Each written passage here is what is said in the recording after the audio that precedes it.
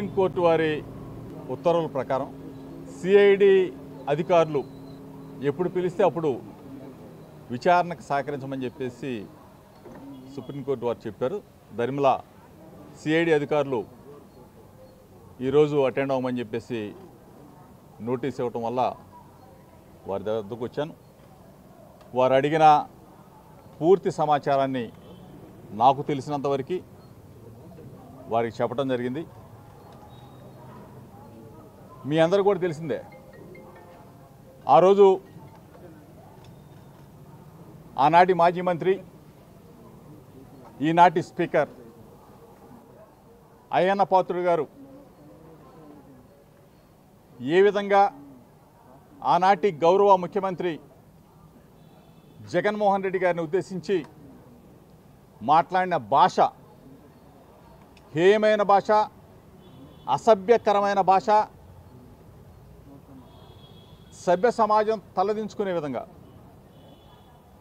గౌరవ ముఖ్యమంత్రిని ఉద్దేశించి అమ్మనాబూతులు తిడుతూ నా కొడక అని చెప్పేసి పలుసార్లు సంబోధించిన ఉదంతాన్ని ఒకసారి గుర్తుకు తెచ్చుకోండి. ఆయన మాటలకి మనస్తాపంతో ఆనాటి ప్రతిపక్ష నేత చంద్రబాబు నాయుడు ఆయన దగ్గరికన్నా వెళ్తే, ఆయన దగ్గరికి వెళ్ళి నిరసన తెలియజేస్తే కనీసం చెల్లిస్తాడేమో, ఇటువంటి వెధవలకి బుద్ధి చెప్తాడేమని చెప్పేసి ఆ రోజున వెళ్ళిన జరిగిన సంఘటన అంతా కూడా మీరు చూశారు.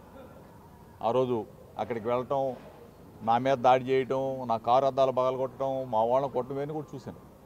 ఈ పరిస్థితుల్లో అప్పుడున్న సంఘటన 3.5 సంవత్సరాల క్రితం జరిగిన సంఘటన మరలా కక్షతో కార్పణ్యాలతో ఏదో చేయాలా, మళ్ళీ సెక్షన్స్ ఆల్టర్ చేయాలా, దీన్ని భూతద్దంలో చూపించాలా, ఏదో ఇవాళ కొన్ని పేపర్లు కూడా దాడులు చేసి ఎవడు దాడి చేస్తాడా?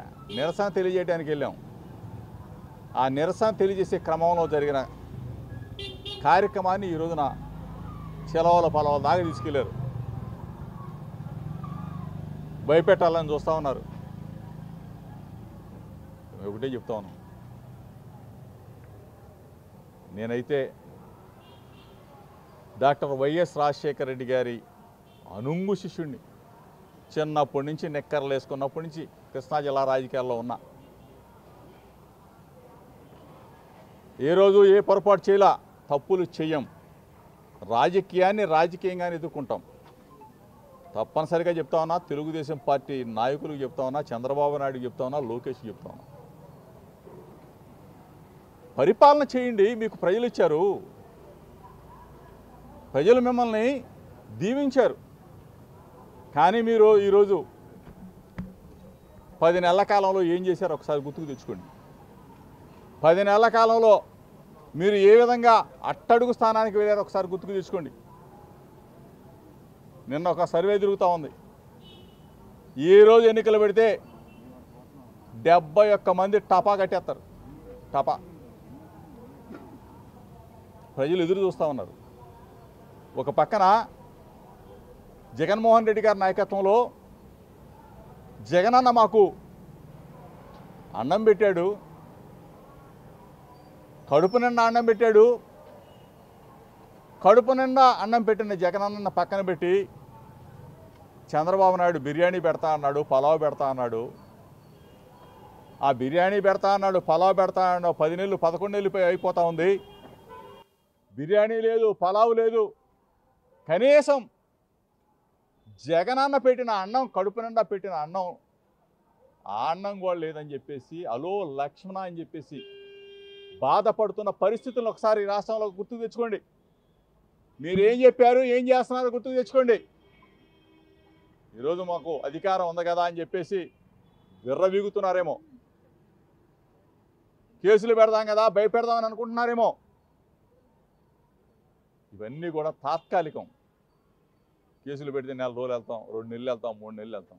ఏం చేయగలరు? ఇది మంచి పద్ధతి కాదు. ప్రజలు ఈపాటికే మీ మీద తీవ్రమైన అసంతృప్తితో ఉన్నారు. నిన్న ఒక సర్వే వచ్చింది, 71 స్థానాల్లో 70% మంది ప్రజలు చీ కొడతా ఉన్నారు మీ ఎమ్మెల్యేలని. పరిపాలన చేయమని చెప్పేసి మీకు ఓటేస్తే ఏందిరా బాబా దోచుకోవటాలు, కబ్జాలు, భూమి దోపిడీ, ఇసుక దోపిడీ, మట్టి దోపిడీ, మానవ వనరుల మొత్తం దోపిడీ దోపిడీ దోపిడీ, హత్యలు, మానభంగాలు.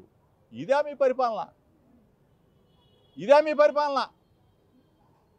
సీట్ల కోసం కొట్లాట. మరీ ముఖ్యంగా చెప్తున్నానండి, అధికారం కోసం కొట్లాట, దోచుకోవడం కోసం ఆరాటం. ఇది తప్ప మీరేం చేస్తారు? చంద్రబాబు నాయుడు సీట్లో ఎవరెక్కాలా? కొడుకెక్కాలా, దత్తపుత్రుడెక్కాలా? ఎవరెక్కాలా? ఎప్పుడు లాగేయాలా? ఇదా మీకు మంచి అధికారాన్ని ఇచ్చి, మీకు మంచి సీట్లు ఇస్తే మీరు చేసే పనేంటి? ఏం చేస్తా ఉన్నారు? ఎప్పుడు కేసులు? ఏంది ఇది? ఏం కథ? 3 సంవత్సరాల నాడు ఎప్పుడో జరిగిపోతే, చంద్రబాబు నాయుడు ఇంటికి నిరసన తెలియజేయడానికి పోతే, అయ్యన్న పోతూ అమ్మనా బూతులు తిడితే, ప్రజాస్వామ్యంలో నిరసన తెలియజేసే హక్కు లేదా? ఆ నిరసన తెలియజేసినందుకు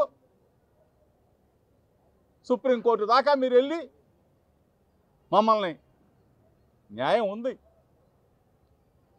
న్యాయం ధర్మం ఈ దేశంలో ఉంది కాబట్టి న్యాయస్థానాల్లో పోట్లాడుతూ ఉన్నాం. న్యాయం మా వైపు ఉంది కాబట్టి ఇంకా ఏదో చేయాలా, ఇంకా ఏదో చేయాలి. ఏం చేస్తారు? ఏమి చెయ్యగలరని అడుగుతా ఉన్నా.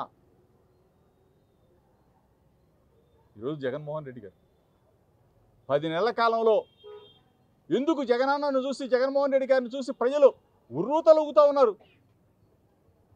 ఏ జిల్లాకి వెళ్ళినా, ఎక్కడికి వెళ్ళినా అన్నం పెట్టి అన్నొచ్చాడని చెప్పేసి మళ్ళా ఊరు వాడ మొత్తం కూడా పొలాలు పుట్రలు చూడకుండా జగనన్న వెంట, జగనన్న ఆశీర్వదించడం కోసం తపన పడుతున్నారు ప్రజలు. 10 నెలల కాలంలో మీరు చేసిన దుర్మార్గాలు, మీరు చేస్తున్న అరాచకాలు, అభివృద్ధి చేయండి, సంక్షేమం ఇవ్వండి, అభినందిస్తాం.